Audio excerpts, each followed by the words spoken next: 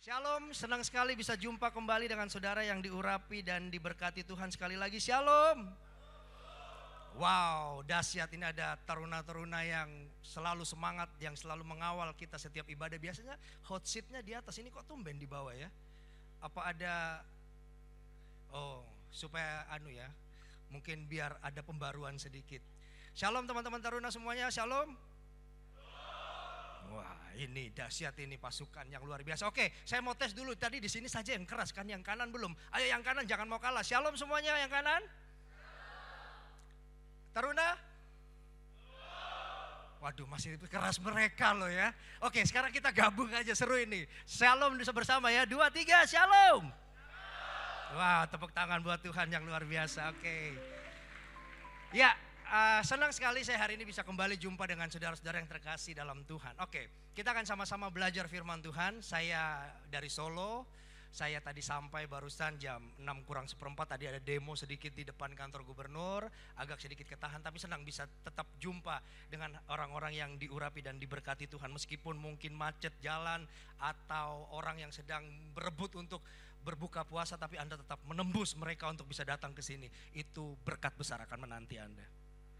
Yang amin 5 orang. Berkat besar akan menanti Anda.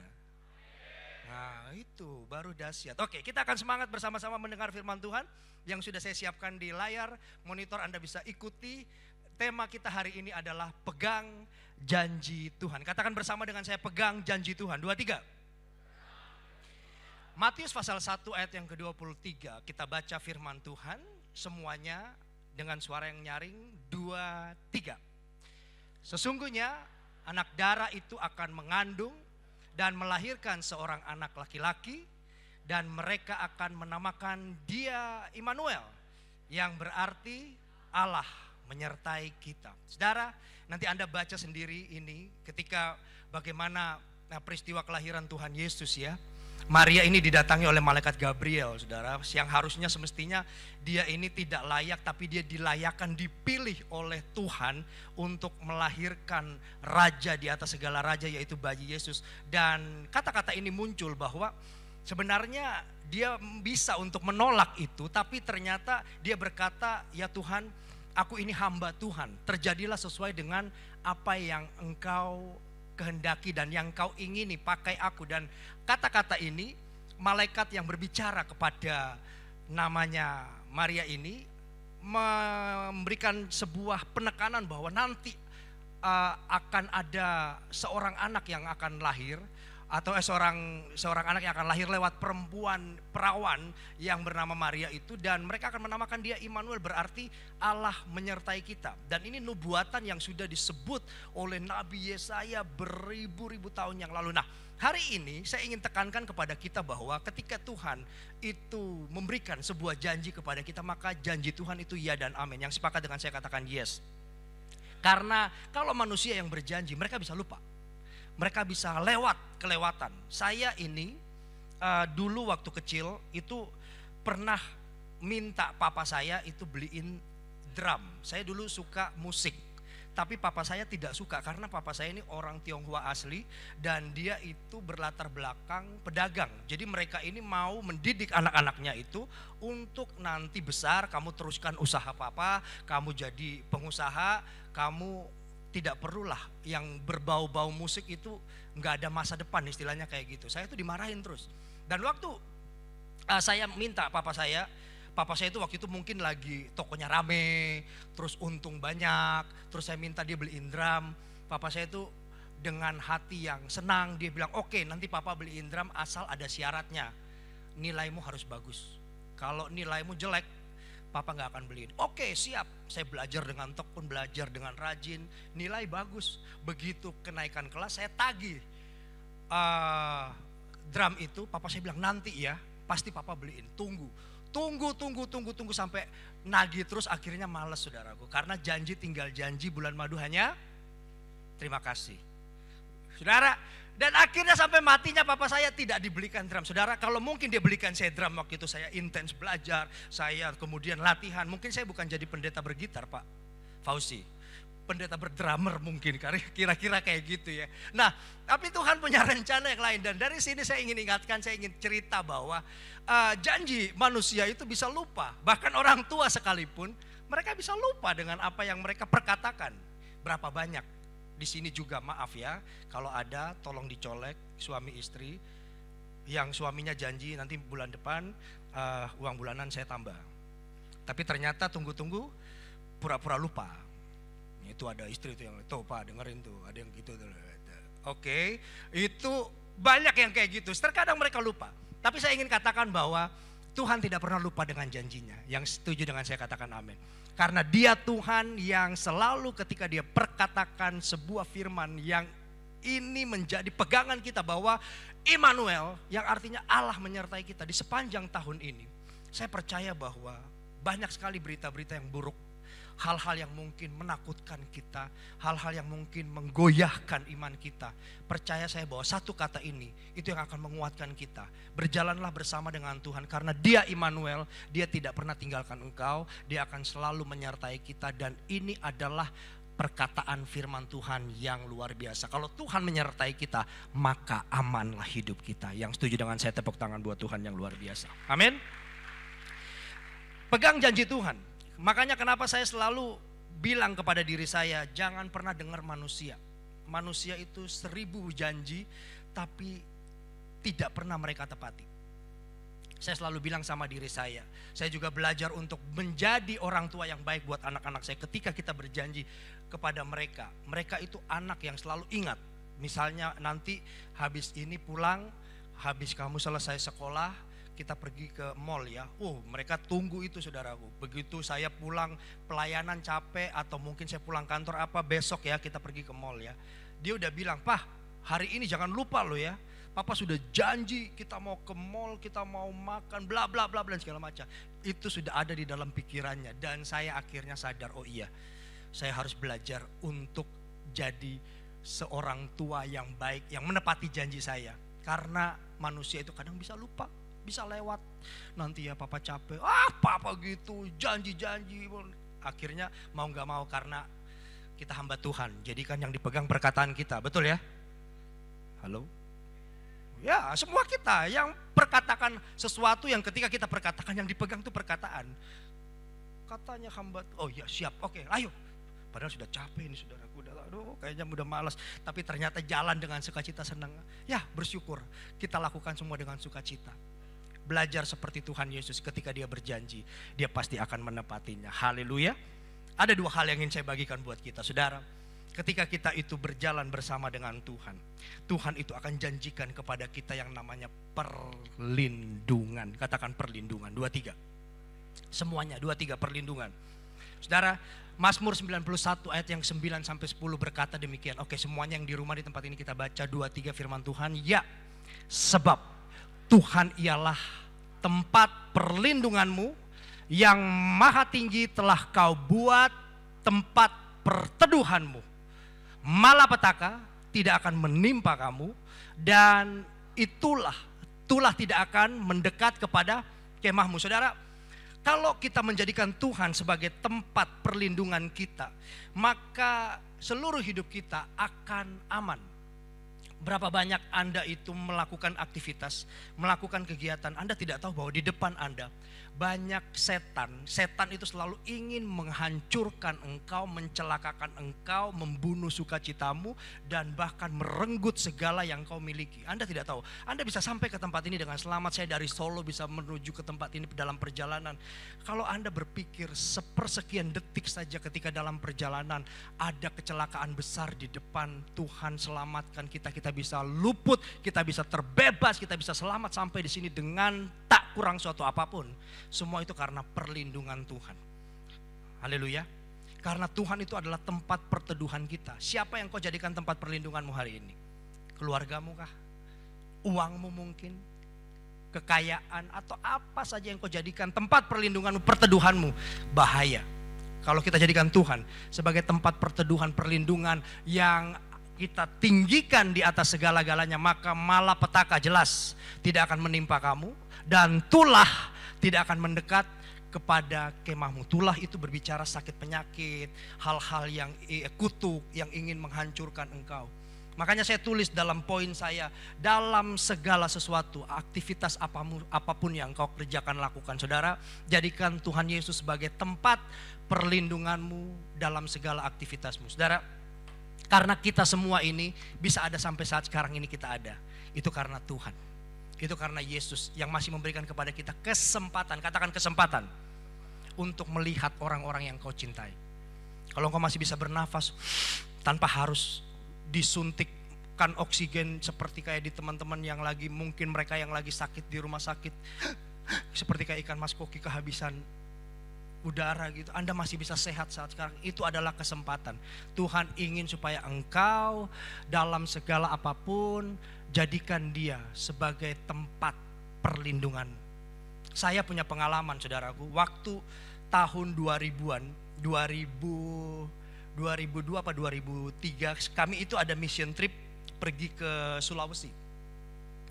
Jadi ke Palu, terus ke Poso, ke Toli-Toli, terus ke Gorontalo. Nah, bus yang kami tumpangi itu adalah seperti ini bus ya, saudara. Bus yang kami tumpangi kayak gini. Ini minibus, kami ada 5 orang, 6 orang. Jadi semua tim musik itu dari Surabaya semua ikut. Teman-teman. Dan dalam perjalanan ketika kami KKR malam di kota Palu, besok malamnya harusnya kami besok berangkat, tapi karena mungkin mengejar waktu untuk KKR kembali berikutnya di Gorontalo, jadi kami malam hari itu setelah ibadah kami langsung berangkat, Pak, pakai bus seperti ini. Nah, waktu dalam perjalanan itu kami tidur. Kami sudah berdoa, sudah didoakan, dilepaskan oleh gembala setempat di Palu, kemudian menuju jalan darat, naik menuju ke Gorontalo. Dalam perjalanan itu, pas 4:30 pagi, ada sepeda itu keluar dari gang. Itu kan jalannya jalan darat, saudaraku. Jadi melewati jalan-jalan setapak yang lewat pegunungan-pegunungan begitu. Tidak bagus seperti jalan raya di depan begini. Jalannya tuh jalan-jalan yang jalan-jalan potong istilahnya supaya sampai tempat di tempat tujuan. Nah, waktu ada sepeda keluar, sopirnya tuh ternyata dia ngantuk. Waktu dia nyetir begitu dia kaget ada sepeda keluar, dia langsung banting setir ke kanan. Itu bus sontak langsung ke kanan, oleng. Dia ternyata di kanan tuh ada tiang listrik, dia ke kiri lagi, dia bus goyang, dia kanan kiri tuh akhirnya bus terbalik, saudara. Terbalik. Dan busnya tuh terbalik bukan terbalik yang bagaimana, terbalik seperti kayak di film-film, berputar. Dan kita yang di dalam itu sudah teriak, Yesus, Yesus, tolong. Kita udah nggak tahu, saya udah pikir, waduh, waktu itu saya belum menikah, saudaraku. Saya bilang, wah, saya pulang tinggal nama ini kayaknya ini, udah nggak ada, nggak bisa ketemu keluarga lagi, karena ini benar-benar di hutan, serius, benar-benar di hutan. Dan waktu kita kecelakaan seperti itu posisi gelap gulita. Mau subuh jam 4:30. Dan waktu kita terbalik itu busnya pas posisi kebalik itu, Pak. Itu kebaliknya posisi busnya ban ke atas. Jadi kita tuh gini, saudara. Wah, saya sudah bilang mampus kita ini. Di manakah kita ini? Apakah berada di jurang-jurang? Di mana ternyata kita jatuh di sawah-sawah. Terbalik tuh mobil, terbalik tuh bus. Kita bangun keluar, aduh. Kita udah pikir di depan itu pembicara kakak yang ikut kita waktu itu, Kak Nixon namanya. Dia orang Manado, Nixon Topa itu ikut. Dia waktu di depan tidak pakai seat belt. Jadi waktu bus itu terbalik, dia tuh langsung nerjang, lompat, nabrak kaca depan. Dan kita cari, Kak Nixon mana? Kita udah pikir mati dia soalnya, saudaraku, karena tidak pakai seat belt. Ternyata dia keluar dari becek-becek itu 5:30, mukanya udah lumpur. Sama saya di sini, oh Tuhan Yesus, ternyata kamu masih hidup. Puji Tuhan, kami semua komplit. Saudara, saya sampai heran. Kita ini semua ada dalam perlindungan Tuhan, meskipun mungkin melewati badai, melewati lembah bayang-bayang maut. Sampai akhirnya, ini kami, saudaraku, ini tim yang ikut. Saudara, ini saya ketemu foto zaman lama sekali. Nanti kalau Anda lihat yang sebelah kanan Anda, Benar ya? Oh ya, sebelah kanan itu adalah pencipta lagu Ku Mau Cinta Yesus. Sampai akhirnya lagu ini terjadi, main di F coba Bu Debbie. Waktu kita kecelakaan ini, dia akhirnya dapat sesuatu dan dia bikin sekalipun aku harus melewati maut, aku mampu bila Engkau selalu besertaku. Ya Allahku, jangan pernah Kau tinggalkan aku. Ku perlu Kau dalam hidupku. Ada yang tahu lagu itu? Ini dia yang bikin. Karena waktu kecelakaan itu, dia bilang dia seperti kayak iblis tuh ketawa, hahaha mati kalian. Tapi ternyata kami masih diselamatkan. Kami sangat percaya bahwa itu adalah perlindungan Tuhan yang nyata. Dan bahwa kami menjadikan Tuhan tempat perlindungan kami. Dan ini pekerjaan Tuhan. Seolah-olah iblis ingin menggagalkan, iblis ingin menghancurkan, iblis ingin mencelakakan kami. Tapi saya sangat percaya tidak ada satupun orang yang ketika berlindung dalam naungan Tuhan dicelakakan. Karena ada covering perlindungan dari yang maha tinggi, yaitu Tuhan Yesus Kristus. Tepuk tangan buat Tuhan yang luar biasa. Dan puji Tuhan, kami masih ada sampai saat ini, kami selamat, kami masih berkarya dengan kehidupan kami. Saya pindah ke Solo, mereka di Surabaya, yang di sebelahnya sisi kedua dari sebelah kanan Anda itu dia sekarang di Sangir Talaut. Ya betul ya, Sangir. Wah, dia bilang kapan kesini ke Sangir, itu dari Sangir harus naik kapal lagi menuju lagi ke sana untuk pelayanan. Next nanti akan ada waktu itu teman-teman semua, dan kami semua masih melayani Tuhan sampai sekarang. Itu kalau bukan Tuhan nggak mungkin saudara. Dan waktu kami sampai ke Gorontalo, kami akhirnya harus disewakan mini angkot. Kami harus angkat alat-alat kami karena alat-alat semua bawa sendiri, keyboard, gitar, bass, kecuali drum. Kami bawa sendiri, disewakan angkot untuk berangkat ke Gorontalo. Kami sampai di sana dan gembala Gorontalo itu bilang, itu kalau naik lagi sedikit, kemudian ini dia bilang ngoni jalan sedikit kong naik ke atas, ini pakai bahasa sana itu ya, kira-kira kayak gitu. Begitu ada nanti kalau jatuh di situ itu dari atas turun sampai ke bawah. Ngoni nyanyi lagu Indonesia Raya dari bait sampai referen sampai belum sampai katanya. Jadi itu kata tinggi sekali, dalam sekali. Jadi kalau nyanyi, kalau jatuh di situ kamu nyanyi Indonesia Raya mereka sampai sebawah, itu nggak akan sampai. Karena ada orang yang naik motor, ketika dia masuk jatuh ke dalam jurang itu, dicari mayatnya nggak nemu. Untung kita jatuh di sawah-sawah. Coba kalau kita jatuh di atas itu, aduh, saya nggak akan bisa ketemu Anda hari ini. Kamis tanggal 20 Maret. Ketemu dengan orang-orang yang diberkati Tuhan. Karena Tuhan tahu saya mau memberkati Anda. Makanya saya diselamatkan, diluputkan untuk ketemu dengan Anda yang akan terima berkat dan perlindungan Tuhan juga. Tepuk tangan buat Tuhan yang luar biasa. Dan itu ajaib. Serius, saya sampai bilang, ya Tuhan, sekalipun mungkin kita dalam hal-hal yang sepertinya kayaknya terpontang-panting begini, tapi ternyata Tuhan nyatakan. Dan puji Tuhan, bersyukur. Makanya kenapa saya tulis dalam Mazmur 91 ayat 3. Sungguh, semuanya baca. Dialah yang akan melepaskan engkau dari jerat penangkap burung, dari penyakit sampar yang busuk. Setan ini selalu menaruh perangkap, menaruh jerat, di mana engkau tidak tahu itu adalah jebakan, supaya engkau jatuh, supaya engkau hancur, supaya engkau celaka. Tapi ingat, memulai hari, sebelum kau memulai segala sesuatu, awali dengan doa. Katakan doa. Semuanya, belum semua, doa. Saudara, Anda kalau bangun pagi jangan langsung cari handphone, serius. Tinggalkan dulu itu. Anda cari Tuhan. Buka dengan pengucapan syukur. Terima kasih Tuhan, saya masih bisa bangun. Terima kasih saya masih bisa sehat. Saya masih bisa bernafas. Saya masih bisa melihat suami saya. Saya masih bisa melihat istri saya. Saya masih bisa melihat anak-anak saya. Aduh, bersyukur. Apa Anda bangun kemudian Anda cari hal yang memuaskan Anda. Buka handphone, nih yang like Instagram saya berapa ini? Buka handphone lagi Facebook saya ini yang komentar berapa orang. Jangan saudara, karena carilah Tuhan, temuilah dia, maka ia akan bertemu. Dan sepanjang hari yang kau lakukan, dia akan menudungi, melindungi engkau. Karena saya begitu merasakan, setiap hari ketika kita memulai hari tidak dengan Tuhan, hidup Anda itu akan seperti kering. Anda akan mengalami sesuatu yang Anda jalani sepanjang hari ketika tidak memulai sesuatu dengan Tuhan. Maka Anda akan penuh dengan tekanan, intimidasi, emosi tinggi, darah tinggi. Dan Anda akan jadi orang yang dikuasai oleh amarah. Tapi ketika sepanjang hari Anda itu memulai dengan doa, maka ketika Anda sudah mulai mau masuk ke masa-masa fase-fase di mana iblis ingin mencelakakan kau, Roh Kudus akan memberikan sebuah warning, hati-hati, hati-hati, hati-hati.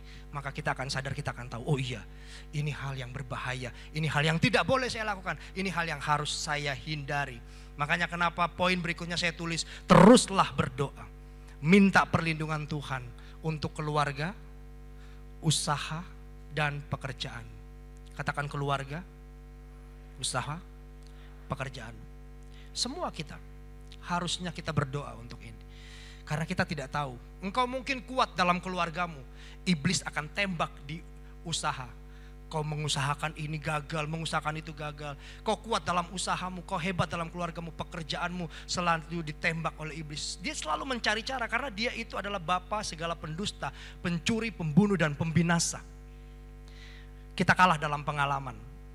Karena dia dulu adalah dicipta lebih dulu daripada kita. Dia adalah malaikat yang berontak, yang akhirnya dibuang ke dunia. Dan dia ingin menyamai Tuhan. Dan kita semua di tempat ini hati-hati dengan tipu muslihat setan. Jelas berdoa untuk minta perlindungan Tuhan. Anda jangan bilang, Pak Pendeta saya sudah sering berdoa, saya sudah sering minta, tapi kok tidak ada jawaban doa. Pak, Bu, Om, Tante, teman-teman, segala sesuatunya ketika Anda berdoa, mungkin Anda berkata, kok lama, kok tidak ada jawaban. Tuhan punya waktu, Tuhan tahu. Seketika, ketika saya berdoa, ini contoh saya saja. Kalau saya minta Tuhan berkati saya 1 miliar, kira-kira menurut Anda Tuhan bisa gak berkati saya dengan uang 1 miliar tit langsung? Bisa? Bisa. Tapi sanggup gak saya ketika saya dikasih 1 miliar sama Tuhan? Masihkah saya cinta Tuhan? Atau saya melenceng karena 1 miliar itu? Berapa banyak orang-orang Kristen tuh kayak gitu. Ketika mereka dalam maaf saya harus sampaikan ini, dalam posisi mereka tidak punya apa-apa, mereka setia sama Tuhan, mereka cinta sama Tuhan, mereka datang kepada Tuhan, setia doa pagi, setia ikut ibadah, setia ikut semua ibadah, bahkan ibadah WBI para pria pun datang. Ibadah sekolah minggu saja mungkin yang gak datang ya, karena saking minta doa terus, doa pagi ikut, semua diikutin. Begitu diberkati, lupa. Banyak sekali saya ketemu orang-orang begitu, orang-orang Kristen di Solo, di Semarang gak ada. Amin. Amin, Anda kayak kurang yakin saudaraku. Serius. Dan banyak sekali orang-orang yang begitu. Ketika mereka diberkati Tuhan berlimpah, lupa mereka. Belok jalannya. Karena apa? Tidak kuat menyonggoh berkat. Makanya mungkin Anda bilang, Pak Pendeta, saya doa, tapi kok gak jawab-jawab. Coba lihat, apakah doamu itu adalah doa yang sesuai dengan Tuhan. Saya gak akan bahas itu karena akan melebar. Saya cuma ingin kasih tahu kepada kita bahwa dalam setiap kehidupan kita, jangan pernah meragukan kuasa doa. Karena dalam doa-doamu, Tuhan akan kerjakan hal-hal dahsyat. Tuhan akan kerjakan hal-hal mulia. Saya orang yang jauh dari orang tua. Saya sekolah di Surabaya, mama papa saya dulu di Papua saudaraku, di Nabire. Mereka orang yang tidak bisa pantau saya. Saya kalau mau nakal, saya kalau mau ajeb bisa saudaraku. Tapi saya tahu bahwa saya ini bertanggung jawab dengan hidup saya. Dan sampai hari ini dalam nama Yesus saya tidak pernah mempermalukan Tuhan. Dan orang tua saya bangga. Ternyata sekalipun dia jauh di sana, dia bilang, mama percaya sama kamu, Tuhan akan jaga kamu. Puji Tuhan. Kuasa doa. Kita sampai hari ini pun ada semua karena doa-doa orang yang mencintai kita. Haleluya. Ya, Anda ada di sini karena ada orang-orang yang mendoakan Anda. Jadi jangan pernah meremehkan kuasa doa. Main DJ, Bu Debbie. Tolong jangan diam Bu, iringi saya seperti kayak di pantai-pantai gitu loh. Jadi biar saya senang. Oke, kita nyanyikan pujian ini. Kuasamu nyata di dalam kelemahanku. Kekuatanmu menopang seluruh hidupku. Dari mana datang pertolonganku? Hanya Yesus pertolonganku. Sekali lagi, kuasa-Mu nyata di dalam kelemahan, kekuatan-Mu menopang. Yes.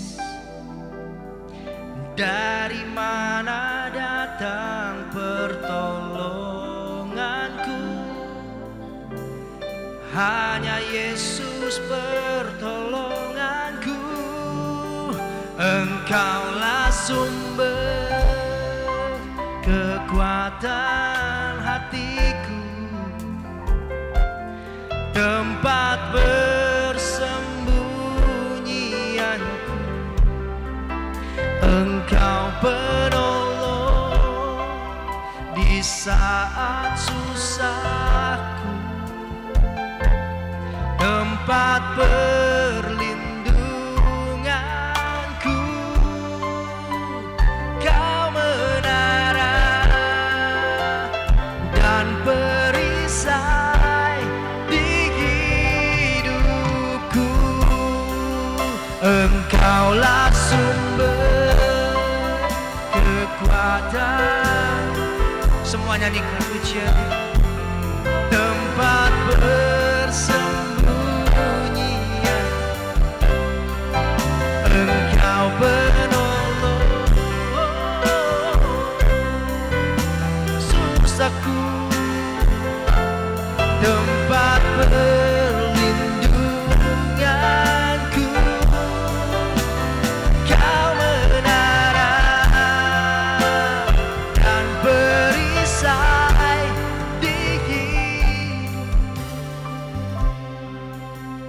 Saudaraku, saudara jangan pernah meragukan Tuhan. Mama saya dulu tinggal di Nabire di Papua. Di Papua itu kan terkenal sekali dengan yang namanya ilmu-ilmu, santet, perdukunan. Dan satu kali kan kami waktu itu masih usaha ya, papa saya itu usaha, dia buka tempat hiburan biliar tepatnya. Dan banyak sekali orang-orang masyarakat setempat, pendatang yang main di situ. Kemudian ada satu anak daerah yang dia main dan dia tidak mau bayar. Waktu itu ditegur dan mama saya maju. Mama saya ini orangnya kan dia itu tidak suka ganggu orang, tapi jangan diganggu. Nah kebanyakan di sana itu orang-orang pendatang itu sangat suka sekali dikompas itu diapain ya, maksudnya diperas benar, bahasanya diperas ya. Diperas, dimintai uang, ya begitulah. Dan banyak orang-orang pendatang tuh kebanyakan takut. Mama saya dia nggak bisa gitu. Kamu peras, selama mama saya benar, dia bilang siapapun, polisi pun, tentara pun dia lawan. Mama saya itu orangnya gitu. Nah satu kali ini ada anak orang putra daerah setempat ini, dia itu main tidak mau bayar. Mama saya bilang, lu mesti bayar. Kamu kalau mau main tetap harus bayar. Dia tersinggung ternyata. Nah, ternyata dia pulang. Orang-orang di situ bilang, Ci, itu dia terkenal loh. Terkenal suka nyantet orang, suka kirim gitu. Di sana kan terkenal ya, kirim-kirim barang-barang kayak gitu. Dan orang yang kena dengan ilmu-ilmunya itu bisa langsung menggeleper dan mati seketika. Nah, teman mama saya, dia juga punya bengkel. Ketika orang yang sama ini, yang main biliar ini tuh perbaiki motornya Pak di situ. Ternyata juga terkenal nggak mau bayar. Ketika dia nggak mau bayar, disuruh bayar, dia nggak mau dan dimarah-marah sama yang punya bengkel. Dia emosi, dia pulang, dia kirim ilmu santet dan yang punya pemilik bengkel itu tidak ada sakit. Tiba-tiba muntah darah dan mati. Semua bilang hati-hati loh Ci, itu ilmunya ganas, maksudnya ilmunya udah tinggi. Mama saya bilang, saya nggak takut dengan yang gitu-gitu. Dia udah bertobat nih mama saya. Dia udah cinta Tuhan, dia udah kenal Tuhan. Dia bilang selama saya benar, selama saya ada dalam firman Tuhan, saya nggak takut. Dan ternyata orang ini, dia pagi-pagi datang, dia kirim mangga, lewat mangga. Nah mangga ini dia kasih ke mama saya, Ci ini loh ada mangga, enak. Mama saya tuh tanpa ada pikiran macam-macam, terima dengan senang hati dan oh iya terima kasih ya. Dia ngambil mangga itu dan pas di belakang, pikirnya mama saya nanti selesai, dia mau potong, dia mau makan. Begitu dia potong, dia kupas itu mangga, dia begitu mau makan, ada suara berbicara dari hatinya dan saya percaya itu adalah Tuhan. Roh Kudus bicara, jangan makan, buang, buang, buang. Mama saya kaget, dia buang. Dan besok dia datang lagi. Sebelumnya dia datang, dia tanya, Ci gimana mangganya, enak nggak? Dia lihat mama saya, loh kok tak kirim, kok ini kok mamanya Aci ini kok malah sehat-sehat, seger-seger, malah ketawa-ketawa, kok nggak seperti yang lain-lain. Geleper-geleper, tumpah-tumpah, ini kok malah oh enak, mama saya bilang gitu, padahal mama saya nggak makan. Besok dia kasih lagi katanya, dikirim lagi mangga katanya. Oh ini Ci enak lagi, oh iya terima kasih. Mama saya udah tahu diterima, tapi Roh Kudus sudah bicara, kasih ingat dia, dibuang. Saya percaya bahwa orang yang ada dalam perlindungan Tuhan itu selalu diingatkan dan diluputkan. Dan saya temukan ayat ini, mari kita baca bersama-sama saudara. Ini luar biasa, mari kita baca bersama-sama semuanya ya. 2-3, bilangan 2-3 ayat 2-3, semuanya 2-3. Sebab tidak ada mantra yang mempan terhadap Yakub ataupun tenungan yang mempan terhadap Israel. Terus, pada waktunya akan dikatakan kepada Yakub, begitu juga kepada Israel, keajaiban yang diperbuat Allah. Baca versi yang bahasa terjemahan sederhana Indonesia, semuanya 2-3. Tidak ada ilmu gaib atau kutukan dukun yang bisa menyakiti bangsa keturunan Yakub. Terus, malah orang dari segala bangsa akan takjub dan berkata, sungguh luar biasa apa yang Allah sudah lakukan bagi bangsa Israel. Saudara, Anda semua adalah keturunan Israel. Israel rohani.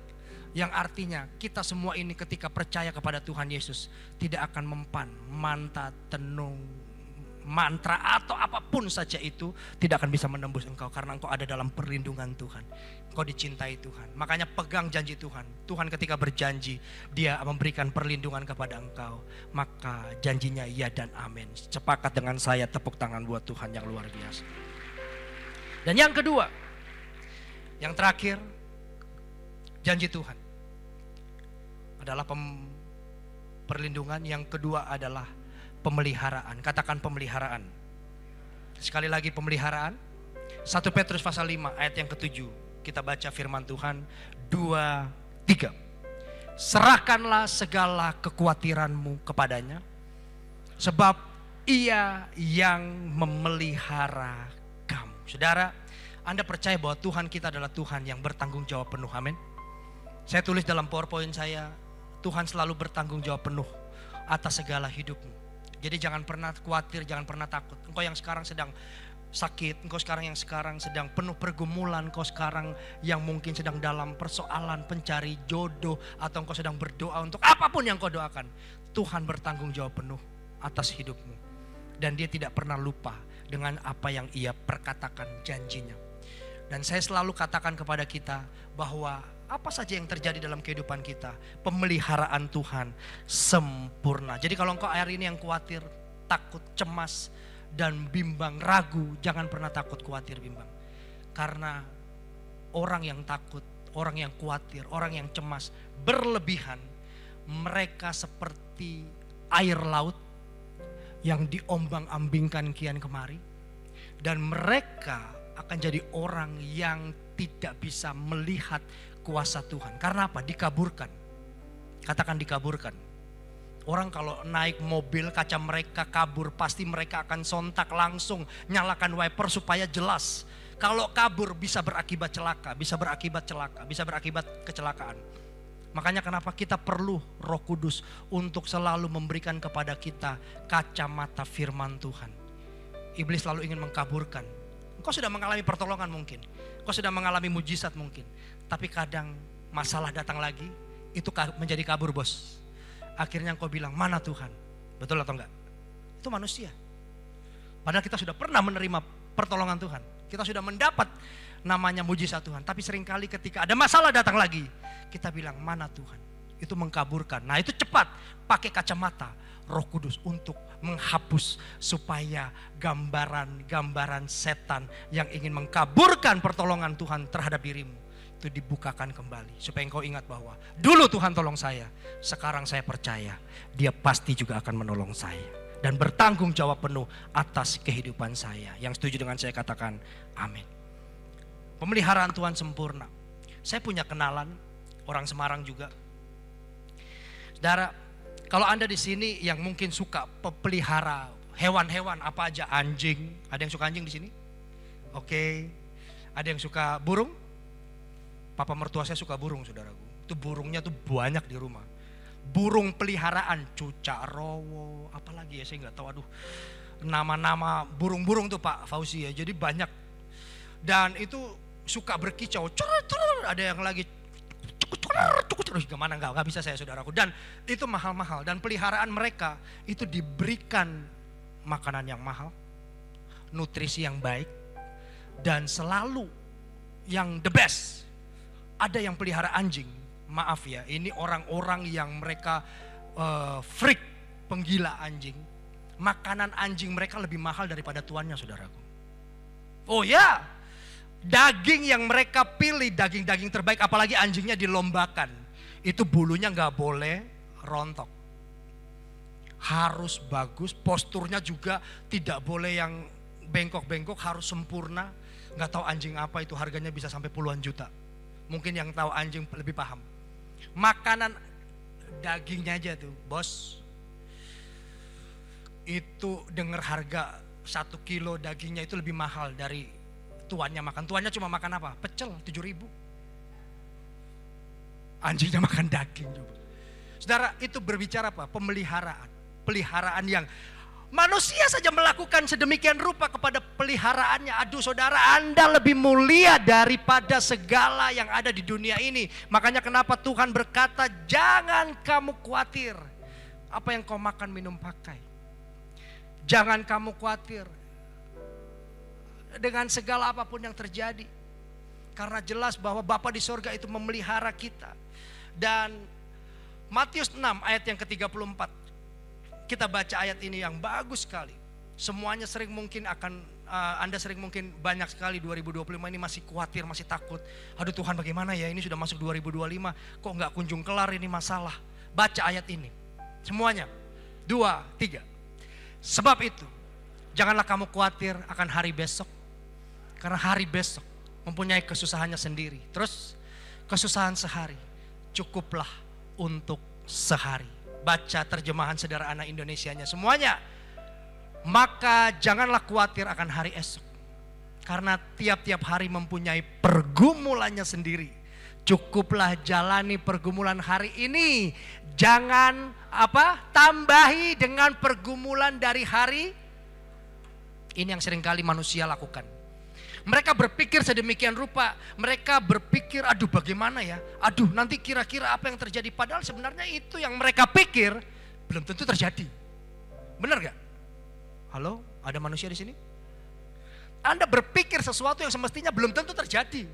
Nanti kira-kira kalau dia kayak gini gimana ya? Anda mereka-rekakan sendiri dalam pikiran Anda. Dan itu akhirnya membangkitkan ketakutan sendiri dalam dirimu, betul? Itu manusia. Dan setan sangat suka dengan itu. Dia selalu memainkan di area pikiran. Dia tahu kelemahan kita. Setan tidak bisa menembusi hati kita. Dia selalu bermain di area pikiran. Makanya ketika kita takut, cemas, khawatir, bimbang, ragu, oh dia tembak dengan panah api si jahat. Boom! Langsung kena kita. Tambah lagi takut, tambah lagi khawatir. Akhirnya depresi, minum obat tidur, gak bisa tidur. Akhirnya main ayunan. Ketemu dengan dia. Setan maksudnya. Hati-hati saudaraku. Dia gak mau Anda itu masuk surga. Dia pengen cari teman sebanyak-banyaknya untuk supaya menemani dia bersama-sama di neraka. Makanya hari ini pikirkanlah yang manis, yang sedap didengar, yang mulia, dan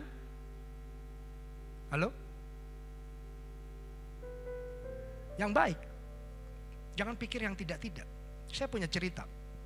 Ini ada 2 orang namanya sama-sama Alex. Sorry kalau ada yang nama sama di sini ya, Alex. Mereka ini check up, namanya general check up seluruh badan.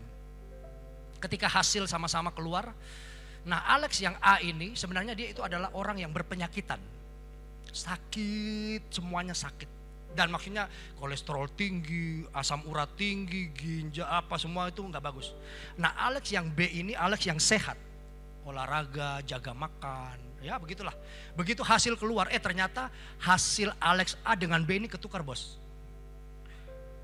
Yang Alex A yang penyakitan ini, dia dapat hasil Alex B yang sehat, dia baca,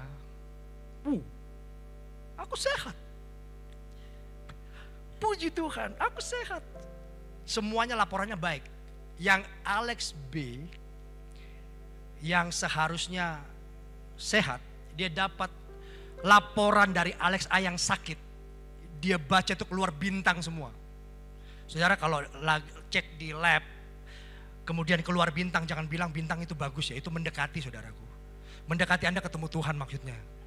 Terlalu bahaya kalau bintang semua keluar dan dia bilang, wih kenapa saya keluar bintang semua padahal dia sehat loh. Dia akhirnya kepikiran loh, wah saya sakit ini, waduh mampus jantung saya, waduh kolesterol saya, waduh limpa, lever, waduh. Akhirnya dia berpikir, takut cemas. Yang tidak sakit jadi, nah itu kita. Katakan, kiri kananmu itu kau. Kita kadang manusia kayak gitu kan, berpikir yang tidak perlu kita pikirkan saudaraku. Yang akhirnya membuat kita ini yang tidak sakit jadi sakit. Makanya kenapa Tuhan baik, dia ingatkan kita. Jangan pikir akan hari esok. Karena hari esok punya kesusahan sendiri. Percayalah bahwa dia Tuhan pemelihara yang sempurna. Tepuk tangan buat Tuhan. Yang terakhir, tak sedetik pun ia meninggalkan kita. Percaya Tuhan tak sedetik pun meninggalkan kita? Amin. Manusia bisa meninggalkan engkau, manusia bisa lupa dengan engkau. Tapi Tuhan, dia tidak pernah lupa dengan janjinya. Malam hari ini biarlah jadi perenungan buat kita.